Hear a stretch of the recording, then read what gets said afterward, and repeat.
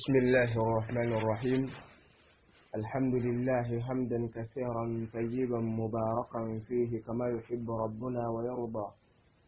ثم الصلاة والسلام على من لا نبي بعده وعلى آله وأصحابه ومن سن بسنته إلى يوم الدين. أما بعد، السلام عليكم ورحمة الله وبركاته.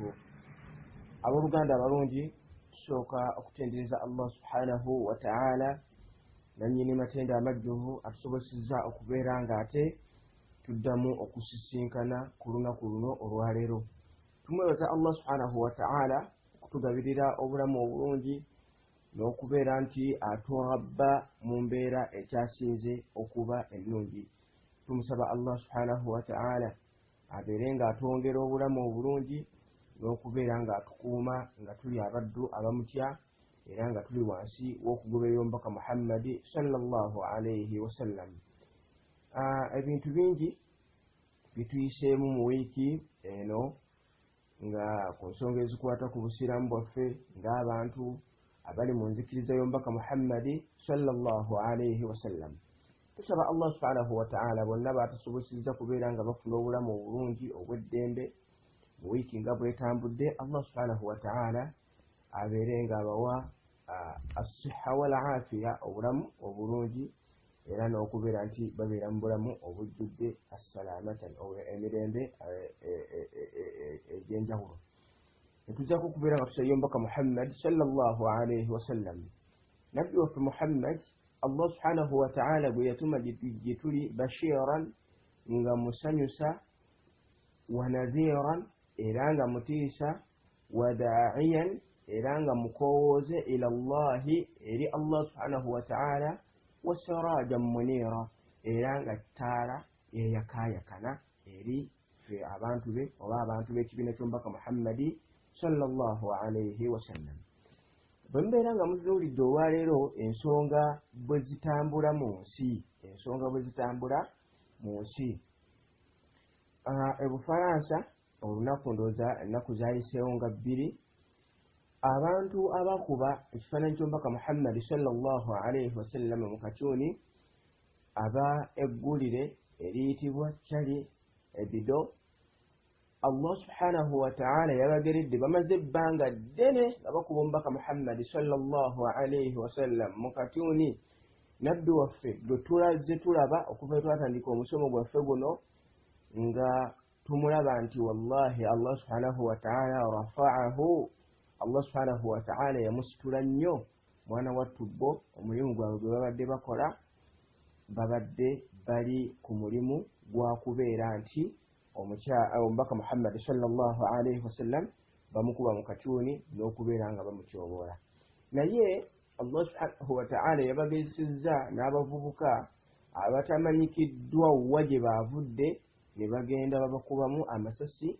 okukakkana ng'abantu 12 babattiddewo. Embeera efaanaganako bw'etyo ey'okutta abantu mu mbeera efaanaganako bw'etyo, tuyinza okugamba nti ffe ng'abantu b'ekibiina ky'omubaka Muhammad sallallahu alayhi wasallam tuyinza okubeera nga tetugiwagira, wabula bo Allah subhanahu wa ta'ala yabagezesezza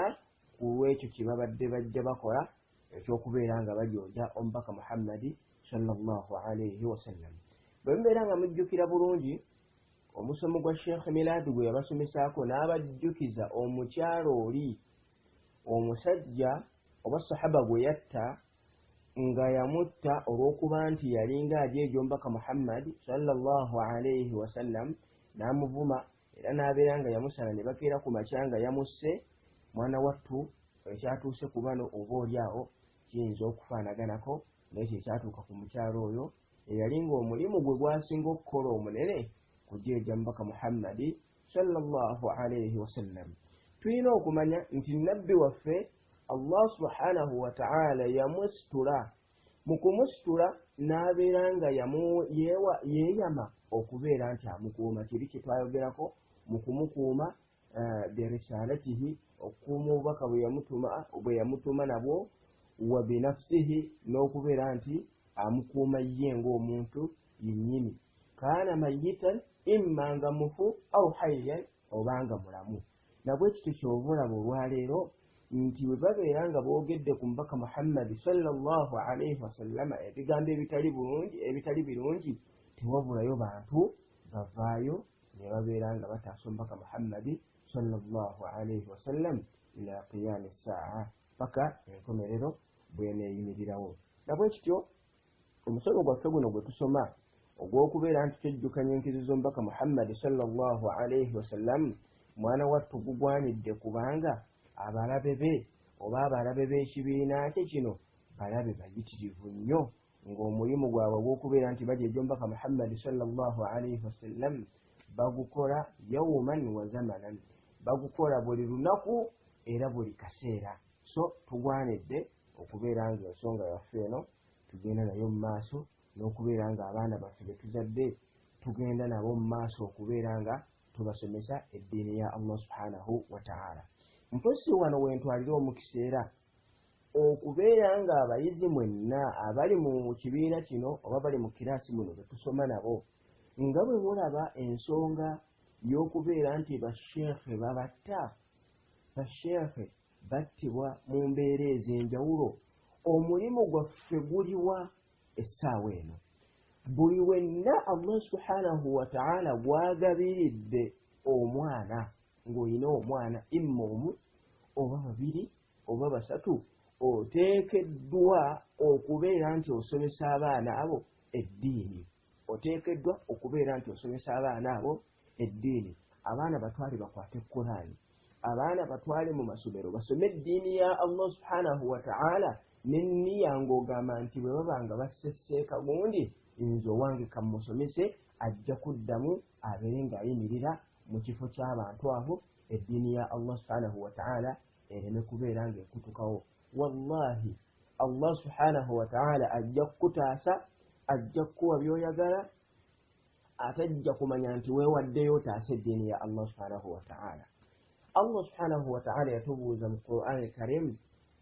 nti ani ataasa Allah subhanahu wa ta'ala, naye Allah subhanahu wa ta'ala amutaase. Si lwakuba nti Allah subhanahu wa ta'ala talina busobozi bubeera nti asobola okubeera nti ayimirizaawo eddiini ye, wabula kulaba mmwe ani asobola okuba n'enniya ey'okugamba nti nze kino nkikola lwakutaasa ddiini ya Allah subhanahu wa ta'ala, oba oliawo nange Allah subhanahu wa ta'ala ajja kutunula mu nsonga zange imma fi dduniya oba mu bulamu buno obw'oku nsi au fi al-akhira oba mu bulamu obwa yawma qiyama. Nabwe kityo tulina okubeera nga tutwala abaana baffe tubasomesa eddiini. Abantu bangi batutta abaana baabwe ne babasomesa oluzungu, naye bannange tutunuulire biki bye bafunye mu ebyo, biki bye bafunye mu ebyo. N'olaba nti bataddemu ssente empitirivu naye ng'olwaleero tannaba na kumanya magoba, tannaba na kumanya advantage ya mulimu gw'azzaakola ogw'okubeera nti aweerera omwana oyo gw'ataddemu obukadde bwa ssente ezifaanaganako bwekyo. So baana baganda baffe tubeere nga tukomawo obwana bwaffe Allah subhanahu wa ta'ala bw'atugabiridde obwana bw'obusiraamu tubutwale tubusomesa eddiini nga tulina enniya egamba nti babeerenga obaana abo babeerenga babeera bashuyukhul mustaqbal, basseeka b'enkya mu mbeera efaanaganako bweti nti basheekhe battibwa. Tuteekeyo abaana baffe basome eddiini ya Allah subhanahu wa ta'ala, nabwe kityo Allah subhanahu wa ta'ala ajja kulaba omulimu gwaffe n'enniya zaffe era abeere ng'atuwa empeera y'omulimu gwaffe gwe tunaaba tukoze biidhnillah subhanahu wa ta'ala. Bwe tugenda mu maaso n'okutuuka ku nkizo zaffe z'omubaka Muhammad sallallahu alaihi wasallam, enkizo gye tugenda okulabako oba ze tugenda okulabako olwaleero, enkizo esooka yenkizo egamba nti ikhtisaasu nabi sallallahu alaihi wasallam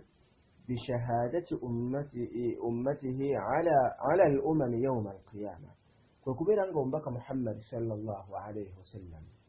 Allah subhanahu wa ta'ala yalonda ekibiina ky'omubaka Muhammad sallallahu alaihi wasallam, iffe abantu b'ekibiina ky'omubaka Muhammad sallallahu alaihi wasallam Allah subhanahu wa ta'ala yatulonda nga ffe tugenda okubeera abajulizi ku bibiina byonna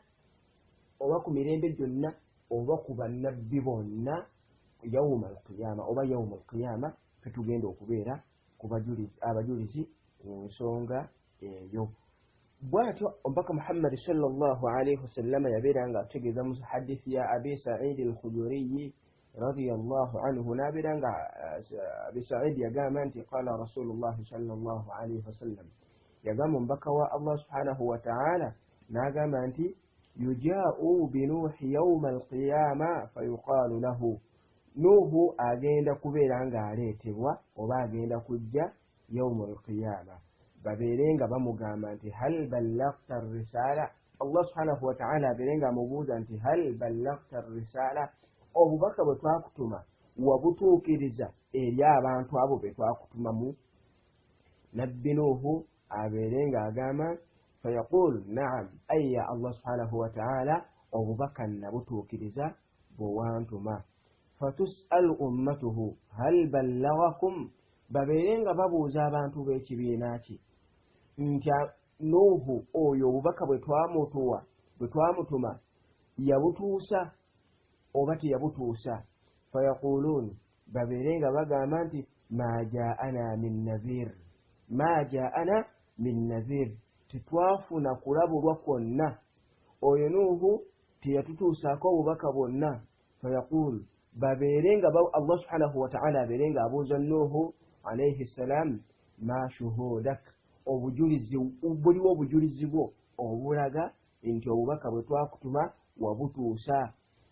fayaqul nabbi Nuhu abeere nga agamba nti Muhammadun wa ummatuhu omubaka Muhammad sallallahu alayhi wasallama bwe bujulizi bwange era n'abantu b'ekibiina kye bajulizi nti mazima obubaka bwewantuma Allah subhanahu wa ta'ala mbutwala eri abantu bange obubaka obwo nabutuusa. fayujaa'u bikum Allah subhanahu wa mbaka Muhammad sallallahu alayhi wasallam ategeeza n'atugamba nti fayujaa'u bikum awo Allah subhanahu wa ta'ala agenda kubaleeta fatashhadun mubeere nga muwa obujulizi nti amazima gali nti nabbi Nuhu alayhi salatu wassalam yatuusa obubaka era abantu yabategeeza biki Allah subhanahu wa ta'ala biyamutuma eri abantu abo. mwana wattu obujulizi tugenda kubujjawa obukakasa nti Nuhu yatuusa obubaka ku ebyo Allah subhanahu wa ta'ala bye yatugamba mu Qur'an al-Karim ebiraga nti Nuhu alayhi salatu wassalam yatuusa obubaka eri abantu abo bye yatumamu. nabwe kityo omubaka Muhammad sallallahu alayhi wasallama bwe yamala okunnyonnyola basahaba be be yali nabo hadithi eyo n'asoma aya eri mu Qur'an al-Karim mu suratu al-Baqara n'abeera nga nti wakadhalika ja'alnakum ummatan wasata. bwatyo Allah omubaka Muhammad n'agamba nti nabwe kityo Allah subhanahu wa ta'ala nga bw'agamba mu Qur'an al-Karim wakadhalika ja'alnakum ummatan wasata bwetyo bwe twafuula ekibiina ky'omubaka Muhammad sallallahu alayhi wasallam nga kibiina kya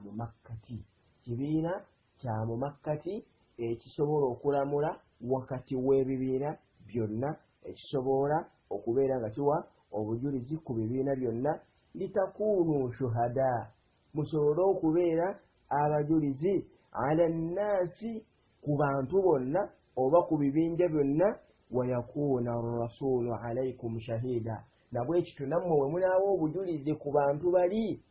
ab'ebibinja Allah subhanahu wa ta'ala ebyakulembera nammwe omubaka wammwe kabaka wammwe omukulembeze omubaka Muhammad sallallahu alayhi wasallam abeere omukulembeze oba abeere omujulizi gye muli nti Allah subhanahu wa ta'ala agenda mufuula mujulizi eri abantu b'ekibiina kye oba abantu be yatumwamu. nabwe ekityo bwatyo Allah subhanahu wa ta'ala bw'agamba mu Qur'an Karim falanas'alanna alladhina ursilu ilayhim bwe tutyo bwe tugenda okubuuza abo be twatumira ababaka nti obubaka bwabatuukako falanas'alanna almursalin nabwe kityo n'ababaka tubabuuze oba obubaka bwe twabawa baabutuusa. nabwe kityo ffe ng'abantu b'ekibiina ky'omubaka Muhammad sallallahu alayhi wasallam tulina okumanya nti tulina enkizo nnene nnyo Allah subhanahu wa ta'ala gye yatuwa awamu n'omubaka waffe Muhammad sallallahu alayhi wasallam. bwe tutyo bwatyo omubaka Muhammad sallallahu alayhi wasallam bwatyo Allah subhanahu wa ta'ala bwe yamufuula ow'enkizo ku bibiina. Bismillahir Rahmanir Rahim. So ngate yombaka Muhammad sallallahu alayhi wasallam munkize ndala ye Allah subhanahu wa ta'ala je yamuwa garanti yokkaka santi obubaka bwe yatumwa abeerenga abututuusaako te obujulizi tebugenda kuva mu bantu be. Allah subhanahu wa ta'ala tagenda kubuuza ffe bantu ba kibiina kya mbaka Muhammad sallallahu alayhi wasallam kulwokubanga ffe kennyini tuli bajulizi nti obubaka bwatutuukako okuva eri omubaka Muhammad sallallahu alayhi wasallam. Nabwe kityo Allah subhanahu wa ta'ala mujulizi ku mubaka Muhammad sallallahu alayhi wasallam nti obubaka bwe yamuwa yabutuusa bulungi. Obubaka Allah subhanahu wa ta'ala bwe yamutuma nabo yabutuusa bulungi. Era tetulina bujulizi bwe tugenda kuwa nti oba tetulina kubuzaabuza kwonna kutugenda kuba nako yawmul qiyama nti omubaka Muhammad sallallahu alayhi wasallam byonna bye yatumwa nabyo gye tuli teyabituusa. Nga Allah subhanahu wa ta'ala bwe yagamba mu Qur'an al-Karim ng'amuwa garanti ng'amukoonamu sitamp nti ebyo byamutumye nabyo agenda kubituukiriza era agenda kubikola. Nga bwe yagamba mu Suratul Ahzab aya 45 paka ku aya 46 n'agamba nti ya ayyuhan nabiyyu owange gwe nabbi amakulu omubaka Muhammadi sallallahu alayhi wasallam inna arsalnaka shahidan wa mubashiran wa nadhira ffe twakutuma. Allah subhanahu wa ta'ala ategeeza omubaka Muhammadi sallallahu alayhi wasallam nti twakutuma shahidan ng'oli musajja mujulizi eri abantu b'ekibiina abo ab'ekibiina kyo kyewatumwamu era eri ebibiina byonna. Wa mubashiran nga musanyusa eri abantu b'ekibiina kyo nti bwe banaaba bakugondedde bagenda kubeera nga bayingira ejjana. Amakulu omubaka Muhammadi sallallahu alayhi wasallam yatumwa gye tuli mubashiran nga azze n'amawulire ag'essanyu amawulire ag'ejjana nti yenna anaaba agondedde omubaka Muhammadi sallallahu alayhi wasallam nassa mu nkola ebiragiro bya Allah subhanahu wa ta'ala ayina amawulire amalungi nti agenda kubeera nga ayingira ejjana. Wa nadhiran ng'ate mutiisa nnyo eri omuntu yenna anaalema okubeera nti atadde mu nkola ebiragiro bya Allah subhanahu wa ta'ala. Mazima Allah subhanahu wa ta'ala yateekateeka ebibonerezo ebikambwe era ebiruma ennyo omuntu oyo byagenda okubeera ng'alozaako yawmul qiyama. Nabwe kityo omubaka Muhammad sallallahu alayhi wasallam okutunnyonnyola n'okututegeeza obulumi bw'ebibonerezo ebyo abeera nadhiran omuntu omutiisa gye tuli oba oli awo tusobole okubeera nga twewala ebintu ebyo oba obulabe bw'obulumi obwo obugenda okubeerawo yawmul qiyama. Wa da'iyan nga mukowooze eri ila Allahi nga mukowooze eri okudda eri Allah subhanahu wa ta'ala biiznihi ku lw'okwagala kwa Allah subhanahu wa ta'ala wa sirajan munira era nga ttaala eyakaayakana eri abantu b'ekibiina ky'omubaka Muhammadi sallallahu alayhi wasallam. Nabwe kityo bw'atyo omubaka Muhammadi sallallahu alayhi wasallama bw'ali nti muntu musaasizi kye tuli ng'ate sahibu shafaqa ila ummatihi nannyini kubeera na bulumi obuyitiridde ennyo eri abantu b'ekibiina kye ekibiina kye eri abantu b'ekibiina kye be yatumwamu okubeera nti omubaka Muhammad sallallahu alayhi wasallama atulumirirwa nnyo nga tayagala tubeere nga tuyingira omuliro jahannam era nga kyasinga okutwagaliza tubeere nga tuyingira ejjana. Nga bwe yagamba mu hadisi enna atugamba nti mathali wa mathalukum kamathali rajulin awqada naara. Omubaka Muhammad sallallahu alayhi wasallam yakuba ekifaananyi n'agamba nti mazima nze omubaka Muhammad sallallahu alayhi wasallama nammwe abantu be natumwamu kamathali rajulin awqada naara tufaanaganako omusajja akedde ku makya n'akuma oluyiira oba n'akuma omuliro ne gwakaayakana. فجعل الجنادب والفراش يقعن فيها نبجا obubojjolo n'amayanzi oba n'obuwukawuka obulala nga bwagala okugwa mu muliro ogwo amakulu nga buzannyira ku muliro ogwo kubanga tukimanyi bulungi nti amayanzi ebibojjolo byo byagala nnyo ekitangaala buli ebiraba ekitangaala mwana wattu bidduka bigenda eri ekitangaala ekyo فجعل الجنادب والفراش يقعن فيها وهو يذبهن عنها mwana wattu ng'akumya omuliro ogwo abugoba bubeere nga bulema okugwa mu muliro ogwo ng'alumirirwa okulaba nga buzannyira ku muliro naye nga tebumanyi bulumi buli mu muliro ogwo wahuwa yadhubuhunna anha omubaka muhammadi sallallahu alaihi wasallam agenda mu maaso n'atugamba nti wa ana akhidhun bihujazikum ani nnaari wa antum tafallatuuna min yadi bwati omubaka muhammadi sallallahu alaihi wasallam bw'ategeeza nti wa ana akhidhun nange bwetyo bihujazikum mbakutte empale zammwe mbakutte ku nkutu zammwe saagala mugwe mu muliro mbasika saagala mugwe mu muliro amakulu mbabuulira buli nsonga yonna ennungi egenda okubayingiza ejjana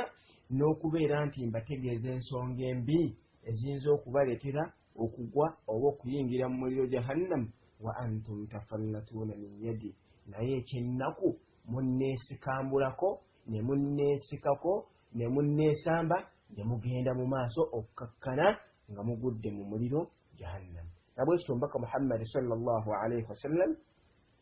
bwatyo allah subhanahu wataala bwe yamutuma nga mutiisa gye tuli era nga musanyusa era allah subhanahu wataala yamuwaggala nti era n'abeera nga yajulira obubaka bwe nti yabutuusa nga bwe yayogera mu quran al-karim bwe yali mu hijjatul wida allah subhanahu wataala nassa aya abeere ng'agisoma ng'obulamu bwe obw'okufa busemberedde omubaka muhammadi sallallahu alaihi wasallam n'agamba mu aya ey'ekitiibwa nti alyawma akmaltu lakum diinakum olwaleero nzijuzza eddiini yammwe amakulu obubaka allah subhanahu wataala bwe yantuma mbeere nga mbubatuusaako olwaleero mbujjuzza aya eyo egenda okukka ku mubaka muhammadi sallallahu alaihi wasallam nga buli nsonga yonna mu ddiini yaffe eno amaze okubeera ng'agitutegeeza mwana wattu gwe buli kyonna ky'olaba nga tokimanyi era ng'oba oliawo weebuuza nti oba ky'obusiraamu allah subhanahu wataala oba oliawo teyakyogerako allah subhanahu wataala akutegeeza n'akugamba fasalu ahla dhikri in kuntum la ta'lamun mubuuze ababasinga okumanya mubuuze ababasinga okutegeera eddiini ya allah subhanahu wataala ku nsonga yonna gye mubeera temumanyi teri nsonga yonna omubaka muhammadi sallallahu alaihi wasallama gy'ataatutegeeza teri nsonga yonna mubaka muhammadi sallallahu alaihi wasallama gy'ataatusomesa mu ddiini yaffe eno ey'obusiraamu era abantu abaleeta ensonga zaabwe mu nsonga z'okukola emirimu gyonna oba egya bid'a emirimu emizuule mu busiraamu emirimu egyo tegiri mu busiraamu kubanga omubaka muhammadi sallallahu alaihi wasallam oba oliawo teyagisomesa teyagitutegeeza nabwe kityo omubaka muhammadi sallallahu alaihi wasallama bw'atyo bw'ali mu maaso ga allah subhanahu wataala ensonga oba enkizo endala allah subhanahu wataala gyewa omubaka muhammadi sallallahu alaihi wasallam اختصاص النبي صلى الله عليه وسلم بمنزلة الوسيلة الله سبحانه وتعالى يستر بك محمد صلى الله عليه وسلم نجنا ايتيبوا ايتاسين زوكوبي ياماني ايتيبوا الوسيلة يومبك محمد صلى الله عليه وسلم ياغين دوكوبيرامو يوم القيامة obo lyawo tuyinza okugamba ye VIP egenda okubeeramu omubaka muhammadi sallallahu alaihi wasallam era nabwe kityo kyova olaba nti tuteekeddwa okubeera nga tusabira omubaka muhammadi sallallahu alaihi wasallam edduwa eyo era yedduwa gye tusaba buli luvannyuma lw'okubeera nti tumaze okuwulira omwazinyi nga yazinye kama akhrajahu muslim min hadithi abdullah bn amru بن العاص رضي الله عنه bwatyo nga bwe twakifuna mu hadithi ya Amr ibn al-As nga tegeza mu hadithi naga nti annahu sami'a an-nabi sallallahu alayhi wasallam mazima yawulira mbaka Muhammad sallallahu alayhi wasallam yaqul nga agamba nti idha sami'tumul mu'adhdhin bumbeera muwulidde omwazinyi faqulu mithla ma yaqulu al-mu'adhdhin mubeere nga mwogera ebyo omwazinyi byagambye bwagamba nti Allahu akbar muddeemu nga bwagambye nti Allahu akbar nabwe kityo hayya ala salah bwatuuka ku kigambo hayya ala salah awo mugambe la hawla wala quwwata illa billah n'ekigambo hayya ala al-falah era mugambe la hawla wala quwwata illa billah awo tukyusizaamu wokka naye wali wonna twogera kyonna omwazinyi kyaba agambye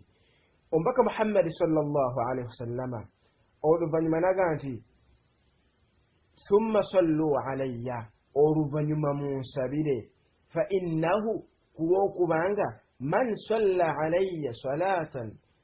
wahida sallallahu alayhi biha ashara kulwokubanga omuntu yenna abeera ansabidde edduwa yonna Allah subhanahu wa ta'ala amusabira oba amusaasiramu ensaasira 10 mu lusaba lumu lwoba osabidde omubaka Muhammad sallallahu alaihi wasallama Allah yakusaasiramu ensaasira 10 ate ng'oba olyawo nga Allah subhanahu wa ta'ala bwe yatugamba mu Qur'an al-Karim huwa rahmatan lil alamin mazima omubaka Muhammad sallallahu alaihi wasallama kyakusaasira eri abantu b'ekibiina kye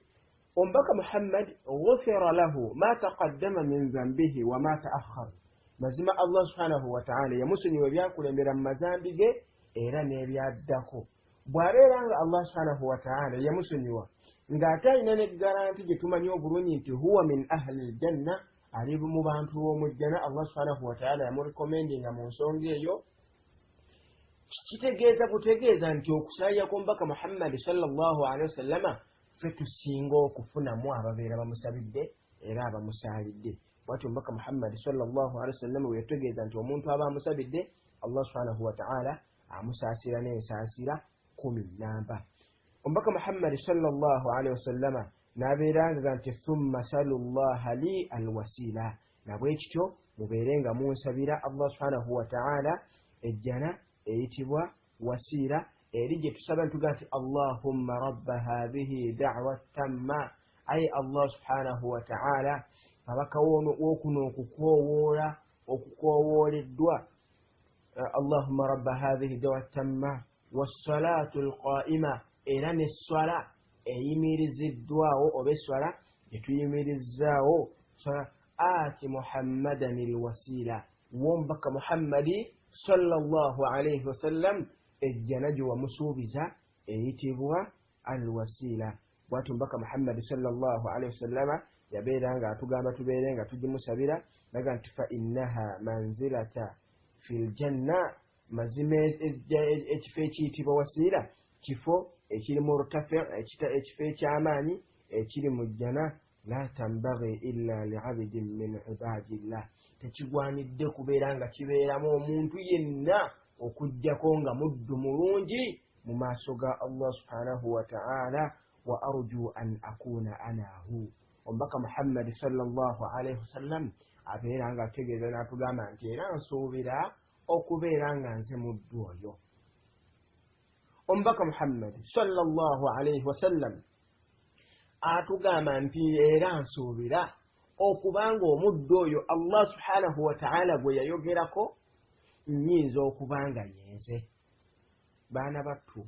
baddu ba Allah subhanahu wa ta'ala ebigambo bino oluusi obyogera n'owulira nga n'amaziga gaagala kukuyitamu n'olaba ekiqiima n'olaba manzira n'olaba obusitufu Allah subhanahu wa ta'ala bwe yawa nabbi omubaka Muhammadi sallallahu alayhi wasallam ng'agamba nti wa arju era nsuubira an akunahu okubeera nga yenze nyinza okuba nga yenze amakulu ng'omubaka Muhammadi sallallahu alayhi wasallam ategedde manzira Allah subhanahu wa ta'ala gye yamusitula nakyo bw'atyo n'agamba nti faman sa'ala lil wasiila omuntu yenna ansabira ejjana eyo eyitibwa wasiila oba ekifo ekyo hallati lahu shafaa'a aba amaze okukoonebwamu sitampu nti ŋŋenda kumujulira ŋŋenda kumuwolereza Allah subhanahu wa ta'ala amuwonye obuzibu n'obukambwe obugenda okubeerawo yawmul qiyama. Nabwe kityo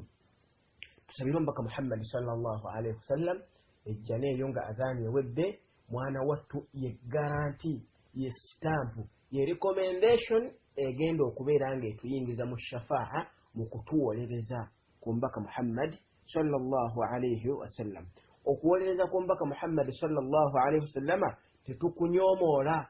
kubanga agenda kufukamira mu maaso ga Allah subhanahu wa ta'ala ng'embeera etabusa agambe nti ya rabbi ummati ummati ummati ayya Allah ekibiina kyange beera ng'obataasa beera ng'obasonyiwa. Bw'atyo Allah subhanahu wa ta'ala abeerenga amugamba situka fashfa tushaffa beera ng'owolereza obeere ng'okkirizibwa okuwolerezaako Allah subhanahu wa ta'ala abeerenga bw'atyo wajja okubeera nti akkiriza okusaba ku mbaka Muhammad sallallahu alaihi wasallam. Bwe tutyo bwe tutunudde mu musomo gwaffe ogwaleero biidhnillah subhanahu wa ta'ala tusaba Allah subhanahu wa ta'ala abeere nga atuwaamu ekyokuyiga era tusaba Allah subhanahu wa ta'ala abeere nga atufuula ne bye tuyiga byonna ennunuzi gye tuli ku lunaku olw'enkomerero. Naye nga ensonga gye njogeddeko ey'okubeera nti tutwala abaana baffe basome eddiini ya Allah subhanahu wa ta'ala nsonga nkulu. Bannange muli abasinga obungi muli wabweru mukola, abalala bali Uganda naye nga mwenna mukola mukakasa nti mukola ssente ezo ze mbeera mufunye wallahi baddu ba Allah subhanahu wa ta'ala ku mbeera enkambwe eriwo ku bulumi obuliwo muzi investing mu baana bammwe mubasomesa eddiini ya Allah subhanahu wa ta'ala. Mu masomero gye mubatutte mu Saapolo mu Senti Gundi olw'okuba nti mwagala babeere nga babeera bayivu nnyo mu kusoma mu Luzungu mu kwogera Oluzungu babeere bakambwe nnyo era nga mubaagaliza kubeera baminisita, ebintu ebyo tebigenda kubeera nga bibagasa. Ekigenda okubagasa kye kiriwa kubeera nti mutereeza enniya zaffe tutereeza enniya zaffe abaana baffe tubasomesa eddiini ya Allah subhanahu wa ta'ala. Ne bw'anaabeera nga gy'amanyi yokka nga tamanyi kintu kirala kyonna fa wallahi agenda kukugasa ku nsi kuno ne yawmul qiyama agenda kukugasa. Allah subhanahu wa ta'ala yagamba mu Qur'an al-Karim wama tuqaddimu li anfusikum min khairin tajiduhu 'inda Allah. Ate n'agamba mu Qur'an al-Karim mu aya endala nti inna Allaha mazima Allah subhanahu wa ta'ala laysa bidhallamin lil'abid tabeerangako mulyazaamaanyi eri abaddu be. Allah subhanahu wa ta'ala tabeerangako mulyazaamaanya eri abantu be. Allah subhanahu wa ta'ala bw'aba akugambye nti kola omulimu guno ŋŋenda kukuwa empeera bweti n'ogukola n'ogutuukiriza innahu mazima ye Allah subhanahu wa ta'ala laysa bidhallamin lil'abid si mulyazaamaanya tasobola kulyazaamaanya. So bw'aba atugambye nti wama tuqaddimu li anfusikum min khairin tajiduhu 'inda Allah buli kyonna kye muba mukutte nga mukijja imma min amwalikum nga mukijja mu maali yammwe wa anfusikum nammwe kennyini ne mubeera nga mukitaddeyo. Allah subhanahu wa ta'ala yakoze ekigambo ekigamba nti wama tuqaddimu kye muba mukasuse maaso gammwe amakulu nga mukyali mu bulamu buno obw'oku nsi then ne mukola emirimu emirungi emirimu egyo nga mugikasukayo mu maaso eri gye mulaga yewwa mu maaso ga Allah subhanahu wa ta'ala kubanga tugenda kufa tudde mu maaso ga Allah subhanahu wa ta'ala. Allah atugamba nti tajiduhu mujja kubisangayo. Amakulu bw'okwata omwana wo n'omutwala n'omukwasisa Qur'ani n'omutwala n'omusomesa eddiini nga nniya gy'oyina oyagala abeere sheikh oyagala abeere omumanyi agenda okutaasa umma y'omubaka Muhammadi sallallahu alayhi wasallam. umma yombaka Muhammad sallallahu alayhi wasallam kunniye yokoba bonoberanga kozimbidde Allah agenda kukuwa agenda kuberanga akutasa yawmul qiyama agenda kukulaga obulungi agenda kukulaga alladhatu min hadha al-amr obuwomerevu obugenda okuva mu nsonga eyo nabwe kityo obaana baffe betuyina tuberenga tubateekayo baberenga basoma eddiini ya Allah subhanahu wa ta'ala baberenga bataasa umma yombaka Muhammad sallallahu alayhi wasallam walau ba'da hin ne wankubadde ebbanga linaaba litambudde nnyo eri emyaka 50 mwana wattu seeko omu bw'abeera nga attiddwa tekuba kusaanawo kwa busiraamu ku lw'okubanga baba olunaku lwe bamusse essaawa we bamuttidde wabeerawo emulago oba mu ddwaliro lyonna mu kaseera ako kennyini omuntu azaalibwa ng'omuntu oyo agenda kubeera sheekhe imma okufaanana omuntu oyo oba okumusinga ku lw'okubanga ye Allah subhanahu wa ta'ala yeeyama okubeera nti ataasa eddiini ye naye tewandyegombye okubeera nti omuntu oyo agenda okudda mu kifo ky'omuntu oyo attiddwa mazima mwana wo omuntu oyo mwana wo abantu tuteekeddwa okubeera nga abaana baffe tubasomesa eddiini ya Allah subhanahu wa ta'ala n'enniya ennungi Allah agenda kutulaga ku bulungi bw'ensonga eyo nga tukyali ku nsi era newankubadde netunaba tuvujjulukuse ntuva mu bulamu buno Allah subhanahu wa ta'ala agenda kubeeranga atuwa obulungi obwa mulimu ogwo oba obw'ensonga eyo mwana wattu agwembasabira ffenna tubeerenga tulowooza ku nsonga eyo kuba ebyengera by'abaana Allah subhanahu wa ta'ala byatuwadde mu kumwebaza Allah nti weebale kumpa mwana ono beera ng'omutwala asoma eddiini ya Allah subhanahu wa ta'ala bwetyo bwe tulabye omusomo gwaffe ogwo ogwaleero tusaba Allah subhanahu wa ta'ala abeerenga atugasa nagwo ate mubeerenga biidhinillah subhanahu wa ta'ala mutubuulira ku byokuyiga bye mugufunyeemu era mubeerenga abaagadde okubeera nga mubuuza ebibuuzo tewali maani yonna ebagaana kubeera nga ensonga eyo mugikola mugende mu maaso n'okubeera nga mukola ekyo kyonna kimwetaaze singa muba mwagadde kubuuza biidhinillah subhanahu wa ta'ala wa hadha assalamu alaikum wa rahmatullahi wa barakatuh